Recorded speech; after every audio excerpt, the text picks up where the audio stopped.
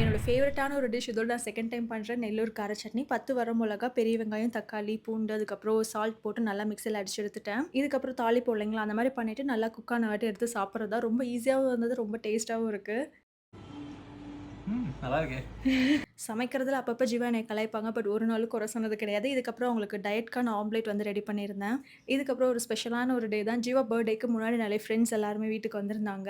And நான் வந்து எதிர்பார்க்கவே இல்ல வந்து கேக்லாம் வீட்ல வெட்டுவாங்க அப்டின்ட்டு. ஏன்னா நாங்க வேற ஒரு மைண்ட் செட்ல கேஷுவலா இருந்துட்டு இருந்தோம். நீங்க எங்க ட்ரெஸ் கோட பார்த்தாலே தெரிஞ்சிருக்கும். சீரியஸ்லி கைஸ் ஃப்ரெண்ட்ஸ் தான். வீடே ஃபுல்லா கலகலன்ட்டு சூப்பரா இருந்தது. அண்ட் என் பர்த்டேவும் சரி, ஜீவா பர்த்டேவும் சரி, ஃப்ரெண்ட்ஸோட பர்த்டே எல்லாமே இந்த செப்டம்பர் மந்த்லயே வந்துட்டு இருந்தது. கேக் கட் பண்ணி நல்லா செலிப்ரேட் பண்ணதுக்கப்புறம் ஒரு 1:00 கிட்ட ஜீவாவும் ஃப்ரெண்ட்ஸோட ட்ரிப்புக்கு கிளம்பிட்டாங்க. சார்லிய நாங்க உள்ள லாக் பண்ணி வச்சிருந்தோம். ஃபைனலா வெளிய வந்துட்டாங்க. அவங்க கொஞ்சம் உருவம் பெருசா இருக்கனாலேயே பயப்படுறாங்கன்னு நெனைக்கிறேன். ஏன் நானுமே அப்படிதான். மத்த யாரோ ஒரு வீட்டுக்கு போறேன்னா, டாக் பார்த்தா நான் கொஞ்சம் பயப்படுவேன். சார்லி கூடயே நான் ட்ராவல் பண்றனால எனக்கு அவ்வளவா தெரியல. நான் உங்கள நெக்ஸ்ட் வ்ளாக்ல பார்க்குறேன் கைஸ். பை.